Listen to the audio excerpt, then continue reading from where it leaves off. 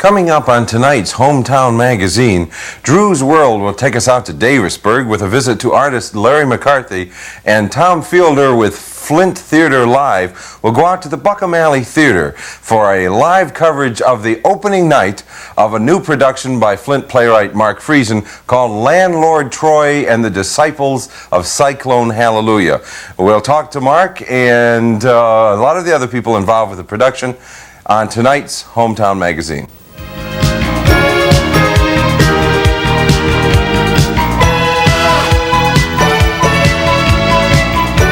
Open.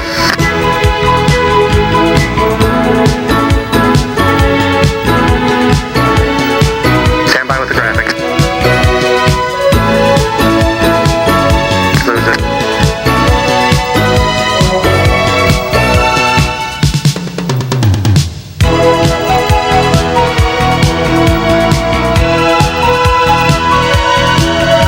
Bring up the yellow graphic. Cue the effect. Stand by. Cue up. Welcome to tonight's Hometown Magazine. My name is Mike Kelly and I'm your host tonight. Our primary guest tonight is Joe Matuzak. Joe is probably the man for all seasons in Genesee County art scene. Aside from being a noted poet, he is one of the founders of the Genesee Literary Center, a member of the Flint Council of Arts, one of the rotating editors of Bricks magazine, and recently became the a head administrator, I'm not sure what his title is for. Executive Director. Executive Director of the Buckham Gallery here in Flint. Joe, welcome to the program. Thanks. I should throw a caveat that I'm not actually on the Flint Council. Okay. You were on the council? Nope, I'm just I just caused them a lot of grief more than anything else. You were about to say either guest or gadfly. I suspect the latter, yeah. I want to say Joe I'm pleased to have Joe on the show because he has one of those intellects it's fun to run with and play with. I think we're going to have fun tonight. Let's start with Buckham because that's your latest project. Right. Why did a poet want to run an art gallery? Well, gee, actually I think I'm there more because I used to run a computer store than because I'm a poet. Okay. Logically fits together. Well, it does actually, because artists are very good at doing what we're doing, which is getting together and just running with ideas. That's what they enjoy. That's why they do what they do so well. They're not necessarily as good at actually getting together as a group and having things happen sequentially. Mm-hmm. So sometimes things don't get done. Sort of a left-wing, right-wing problem here. Well, sort of like the difference between having creative energy and running a business. Yes, and an art gallery on a bottom line is a business on a sense. Whether or not there's a lot of sales involved or anything like that, there are business type things. So that's you have to pay the light bill or you can't see the artwork. That's right, pretty much. And that's more how I got in there, is as someone who ran a business. But I did art reviews for the Flint Journal for several years, so and this is a long-standing interest of mine. Now, one of the sort of secret surprises of Flint that people out of town and even people who live in the area don't know is the number of art galleries in the downtown area. Mm-hmm. I can think of 8 within about a 2-mile radius of downtown, 3 or 4 of which are literally a few blocks apart downtown. Mm-hmm. What is the special role that Buckham plays in the Flint art scene? Well, Buckham's role is, I mentioned the money part. We're not really there to sell paintings or artworks. It's nice if it happens, of course, and I encourage everyone to come in and buy 1 million of them. Okay, but Buckham's directive and role is to be sort of a cutting edge, to bring things in that wouldn't ordinarily be seen here, to try to challenge the way people look at things, to change their perceptions. So Buckham is more of an avant-garde gallery, and one of the underlying principles is that we'll try to keep things exciting, try to keep things dangerous, try to keep things changing, and we'll bring in people from outside of town to try to pollinate the arts area here with new ideas and a sense of what's going on. One of the things that really strikes me about Buckham, aside from the content of the work that's there, is how good the space is. With the possible exception of the Bray Gallery at the Flint Institute of Arts, I think the Buckham display area is the best in the city. It's just a beautiful, beautiful architecture, a beautiful space. We get this all the time from artists who are coming in from out of town. They say, I can't believe a place like this is here, because it's very malleable. It's huge. It's like a mini airport hangar with movable walls, so that we can change it according to what the artist wants to do. Now, how does the Buckham Gallery fit into the broader art activity in terms of the people involved? It's very interesting that you've been involved in many different aspects of the art scene, and even those of us who are involved more on the periphery become aware of seeing a lot of the faces again and again in different roles, doing different things. Buckham and the Buckham Theater, which is not exactly the same but related, it's in that same area, and I think a lot of the same people are involved. They stop at the same bar, which is in between the Do you find that this plays a role in unifying the community? Well, Buckham is not strictly a gallery. It also does put on, have poetry readings. We bring in dance troupes. We've done some theater there as well. So it's aimed at a multidisciplinary kind of thing. I think artists in general like to congregate, okay, because they find people who think in the same ways and run with ideas and see what happens. Flint is essentially a small town, so there's not, it's not like New York where you're going to be hanging around and there's artists who have been here of major caliber and you've never seen or met them. Pretty much everyone around here can come in contact with everyone else if they really want to, if they want to seek that out. And I think that Buckham has been, because of what it stands for, because it stands for the new, for the exciting, for the avant-garde, it's been a place that artists naturally congregate to. When you took up the job of being an executive director of the gallery, what's the first thing you did? First thing I did is tried to catch up on the correspondence which had been sitting there waiting for somebody to get to, and then reorganized the files. When I went in, I said, basically, look, you guys know how to get great art here. Okay, you know how to do this stuff. You don't need, that's not what I'm going to be here for. I'm going to be here to take some of the administrative pressure off of you, so that you guys can create your art, so that you can think about that stuff, so you don't have to worry about whether the mailing list is updated, or all the press releases are out, or all the really mundane kinds of things that have to be done to let people know, that you exist and that there's something interesting and exciting here. Artists get bogged down in that stuff, and they shouldn't have to waste their time with it. How does that role impact your other role as a writer? Well, it uses it somewhat, but it really doesn't have a lot to do with it in other ways. I wish I got to just sit in the gallery more and write to some of the marvelous art. But it's like how does teaching affect someone who is an artist? How does being a bricklayer affect? We all have our real life jobs, and mine just happens to be a little more closely related now to my passions as well. So I've always written to art.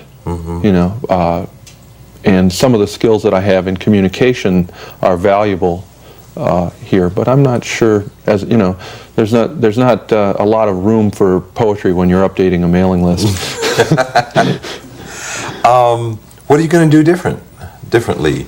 Mostly it is going to be organization and a matter of letting people know that it exists. I think that Buckham started out with a very high profile, and sort of it's not as prevalent in people's minds as it used to be, even though it's still doing exciting work. And Buckham is in a transition phase as well. It's very difficult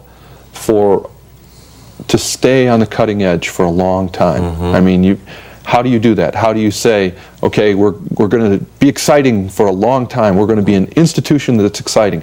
You have to really make a commitment to that, and you have to say over and over, are we doing this? Aren't we doing this? So a lot of what I'm going to be doing there is begging the question, saying, excuse me, are we fulfilling our mission? Let's look at what we're up to here.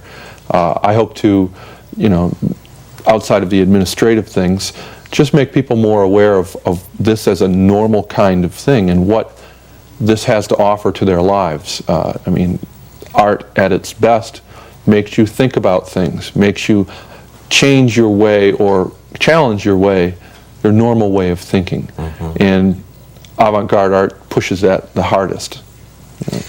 Looking back over the last few years at Buckham as somebody who was not responsible for the gallery, but was there, can you recall particular things that you saw that did that? Yeah, definitely. One of the things that's marvelous about that space is that you can change it.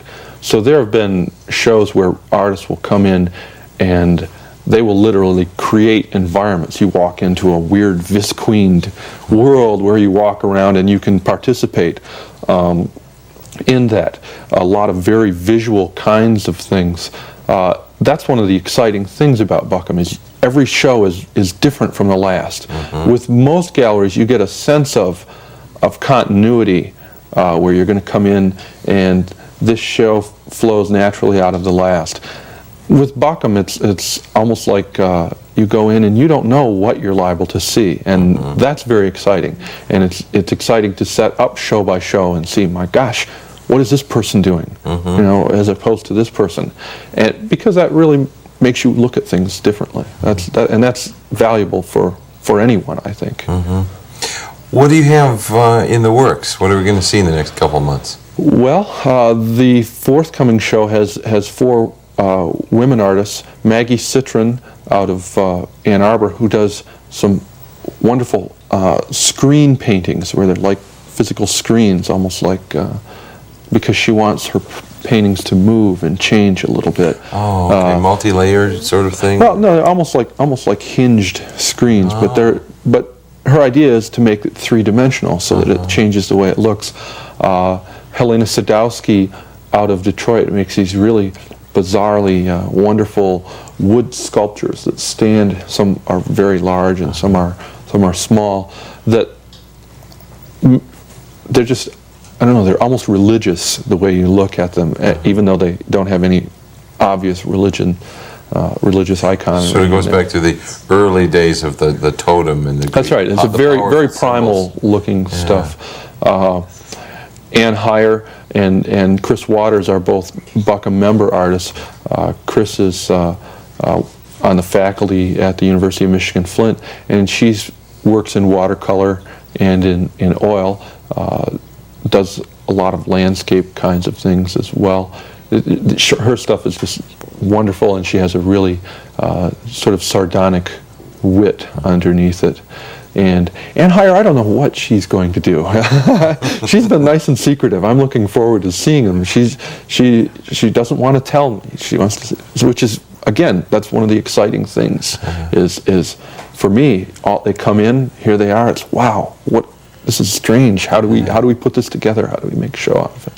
You mentioned membership. Is there a way that somebody who is a working artist or simply someone who appreciates this can support Buckham through a membership? There's a number of different levels. Artists, Buckham is essentially an artist-run cooperative. We can have 30 working artists who contribute time more than money. You have to serve on the committees, you have to come in and do all of these things. There are a few openings available for that, but they're fairly stringent about that. There are also, anyone can become an associate member. It's a very minimal cost. You get all of the information from the gallery, the opportunity to participate in various events. We welcome any artist or anyone who's interested to come up and become part of the community. Definitely. Okay. Well, we're going to be back in just a minute and talk to Joe some more about Buckham and also about the Bricks magazine that's coming up. But we're going to take just a minute for an announcement, and I hope you'll be staying with us. We'll be back with a little more Hometown Magazine in just one moment. We're going to travel to Davisburg to interview Larry McCarthy. That's coming up next on Hometown Magazine. Stay tuned.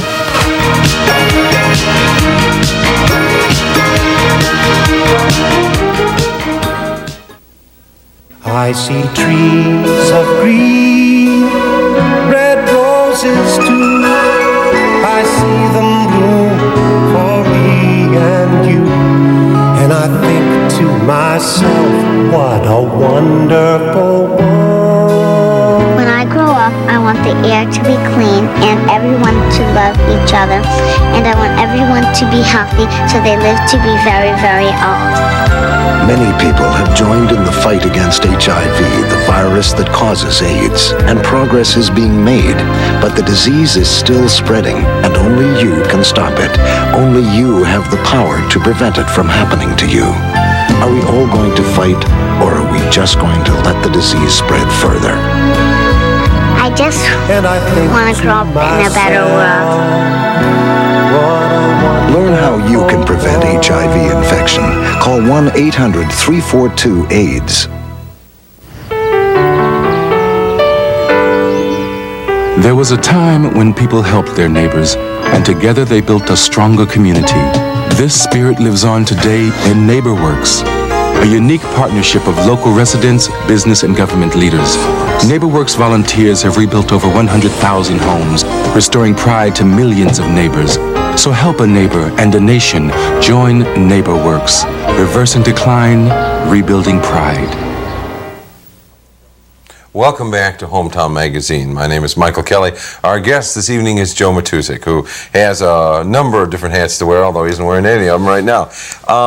Along with Buckham Gallery, you also have an imminent publication of Bricks Magazine, the latest edition. Right. For those of our listeners or viewers that don't know about Bricks, give us some of the background. Okay, Bricks is a project of the Greater Flint Arts Council, ArtSource, and funded by them and a million other people, and thank you very much. The City of Flint with Outstate Equity. I'll get all the plugs in here. That's right. That basically acts as an arts magazine that takes a number of different forms. It's an attempt to bring some of the writers of the community available to people, because a lot of people who are very good writers will publish elsewhere, but they won't publish much in Flint. It's an attempt to look at various issues that either confront the Flint area or people in general. It's an attempt to change formats over and over again to get some sort of exciting things that people can have in their hands at a low cost. What's it going to cost? I knew you were going to ask that because I just blanked. It's about the same price. People always say that, confuse the name with, because it's BRIX, they want to call it Brie. So it's about the same. A subscription is about the same price as a pound of Brie right now. That much? Oh my gosh! I don't know. It's not a real cheesy publication, though. I buy Havarti, so I don't know. So there you go. So for the price of a piece of cheese, you can have it in our magazine. That's right. What's in it? This particular issue is an issue talking about censorship and what is around things around the issue of censorship. We use a portion of a transcript of the panel that you were on, as a matter of fact, and that we did, that was broadcast on Comcast out of Buckham, that had 8 things different fit together neatly. I told you it's a small town here. You know, there's a couple of articles in there that are really wonderful. Some poetry, some short stories, some photographs, some fair pastiche. It's a good, solid issue. This issue is a magazine. Yeah, this one is a magazine. That is not always the case. No, the one before that was a video, as a matter of fact, that was shown here. We've done postcards. We hope to do an audio tape in the future. You know, I want to do some on vegetables too. So sort Sounds of, good. You know, short shelf life. I like that. I'll do the George Bush broccoli. There we go. I'll be the establishment artist there. Sort of a low-cal art yes. here. So it's good for you, believe us. Budget deficit vegetable. You know. What role does it play? What is it that Bricks adds to the community? Well, I think it's one of those things that people can take into their home at a low cost and have and hold and look around and look at their leisure. It's a gathering of ideas, basically. It's a collection of ideas that come out of the local community and oftentimes have to do with the local community, because various issues have focused on different things. Children writers in the area, you know, we want to do one with perhaps some of the bands in the area. It's just so people can get a sense of exactly what's happening around here, rather than just be strictly visual. You know, in the gallery terms, art is a widespread thing. It comes in many different forms, and this is, I think, just one of the forms. Is there going to be any of your work in this issue? No, actually, I did all the design work. I got to do the grunt work this time, other than mine as interview person for the panel. The moderator. Right. What's the status of your work these days? What are you doing as an individual? Well, allegedly, I'm completing a manuscript this year, since I was... this year being 1990? 1990-91. Okay. I'm supposed to complete a manuscript. I was given a grant to buy me some time to work on it, which is one of the ways I was able to take the director's job at Buckham. So in the middle of March to the end of April, I'm hiding away at a writer's colony north of Chicago for about a month to do some work, try and wrap up at least one manuscript, possibly two. So. Have you published anthologies, but no book. I once joked that when I was 20, I'd written a tremendous amount of things. By the time I was 30, I haven't written very much, and probably by the time I'm 60, I won't have written a thing at all. So you get pickier as you know. Yeah, you've got the box full of paper that was worth saving once, and it's really down to the last two or three you've written. When you need some kindling, you just... I know the feeling. Flint has an unusual art scene. You know, we have this image as this, you know, tough industrial blue-collar town, which is true. And which is true, and it's nothing to regret, because it's a very vital, interesting community. But we have an awfully strong art scene. Well, I think they're connected. I really do. I think Flint is a wonderful place to be an artist, precisely because of that tough veneer. Because, to be honest, people don't have to care. People don't have to give a darn. It's not like you're going to go to a community that prides itself on its culture, and says, "Oh well, we'll give you your due." Here, you have to earn it.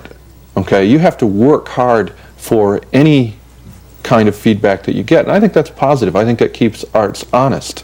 That's very good. You don't get off necessarily into academic sidelines. You have to make it hard and real. You deal with the big pictures, you know, and so you tend to have very ambitious artists in Flint because of that. There's no pool of affluent people to melt all over the artists. Well, all artists need praise, and I think deserve it.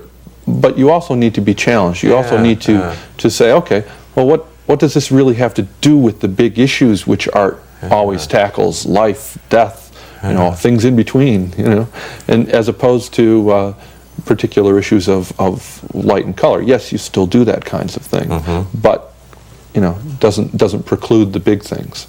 What are the big things for you right now? What's catching your interest? Oh, geez, I don't know. I'm basically a person, I always say, with a very short attention span, so everything catches my interest, and I just love processing as much information as I can get. That's why I was with computers for so long, because you got information constantly, and it was totally useless 5 minutes from now, but it was fun to process. You know, right now I'm all over the place. I don't have a specific popular culture, I guess, more than anything else, and the way that influences our lives. You know. We're at an interesting point at this moment right now. It's sort of like everything is in suspense. We're holding our breath.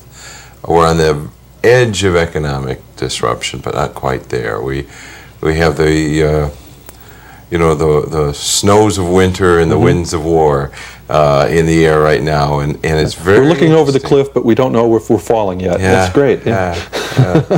Great view. Yeah, you can see a long way. Well, let's hope the breeze doesn't get too heavy. And an interesting time. It's one of those moments that I look at and realize that this will be written of by someone someday, and having lived through a couple of those times in history where you realize what was going on was significant. You don't really understand what the significance is yet, but the realization of the era, I mean, the incredible historical transitions of the last 18 months, and that's the amazing thing. You go back and look at Well, 1988 and the difference in the world as a whole in the last 18 months is just staggering. Definitely. We're having to change our assumptions about how the world operates. And that's, artists in general tend to be obsessed with that kind of thing. They work on it hard. It is underneath their work, even if it's not direct. And I think they tend to precede that a lot. And that's one of the things that's valuable. Yeah. It teaches us how to adjust. Okay, because that's something constantly we have to do in situations. All of a sudden, let's see, now, is Russia our enemy? Do we want to give them money? Who's the good guys, who's the bad guys anymore? That's tough to do. And it's sort of like we had to go out and sort of like we got to find a few more enemies. Central casting, and that's right. we found a good one. Well, we got a good bad guy now. That's right. Okay. But you sort of wonder if this settles down, then, I mean, there's no end of bad guys out in the world. But I think we can manage to find or manufacture enough boogeymen out there. I don't think that's a problem. Interesting to see this, and it's interesting as you say how the artist helps us adapt. So often, the changes are so inarticulate at first. I mean, we literally can't measure them, and that's happening now in terms of sociology. Right. The data is outdated before it's even collected. See, I mean, 6-month-old data is useless. The problem because is if you focus on facts, you lose. Yeah. Okay. Yeah. Facts are only valuable when they fit into a landscape of information and a landscape, a way of looking at the world, and that's what artists and art gives you, is a way of looking at the world, of saying, this fits in here, this fits in here, this doesn't fit at all, but it's awful interesting. Okay. Just plain right and wrong is not. You can't do much with that. A fact, changes. It's not a permanent thing, but the way that the problems that people have in their lives are permanent things. There's always problems of hunger, of I don't want to grow old, I don't want to grow up, I want to meet the person who's going to love me enough, and having met that one, oh my gosh, we're killing each other, that kind of thing is always there, and that's always going to be there. And facts of, the particular sociological study this week or that week of how this works, those come and go. Those change, like employment rates, and the arts make us look at that underpinning underneath of how things work. It's interesting because as the artists experiment, each in their own way, that very process, it's sort of like a real open market system. Oh, yeah. Somebody somewhere has the product that you need, because if they don't, somebody will find you need it and they'll run out and make one. And you look at artists, especially in a place like Buckham Gallery, where you are dealing with not a craftsman repeating. And I'm not against, the skilled painter, the Wyeth, or somebody who can do something beautiful and does it 20 times. Well, wonderful. I mean, I'd love to have some of these things in my own. Skill is always something to be admired. But there are those people that they're taking risks. They're writing those poems that they're going to hate in 2 years, Well, the idea is to explore. I mean, that's what the artist is, an explorer. We've sent everybody to every spot on the earth. Okay, we haven't sent everyone to everywhere inside of here, inside of here, inside of here. And that's what the artist does. He looks to see if there's a different way of seeing things, if there's a different way of getting at things. And good artists do that every time they do something. And they don't know where they're going to go, and it works or it doesn't. It's like the 1,000 monkeys and 1,000 typewriters. Somebody somewhere is going to write Hamlet, at least in theory. Now, that I don't believe would actually work, except you have all these artists out there improvising madly, and every now and then there's important genetic mutations. We'd like to think that they're not just monkeying around, that they have some intent there. But well, but that's just it. As they explore, I think a lot of times you go into a piece of work as a writer or somebody in the plastic arts with an intention. And then when you're done, it's not at all what you went in to do. Well, and a lot of times that's the kind of thing that makes people very uncomfortable, because you do end up just following it to see where it goes, or you have an intent to check something out that really makes you uncomfortable, and that's when you get into things like the Mapplethorpe controversy or the Serrano controversy, because you try to push the limits, you try to push your own limits and see what happens there. as I say, exploration. I mean, there's as many people who ended up in, dead in the Arctic as got glory. Okay, that's the risk you take. Yeah. Well, we're going to take a risk here by going off to one quick message, and then we'll be back with Drew Hahn and Larry McCarthy. We'll be right back.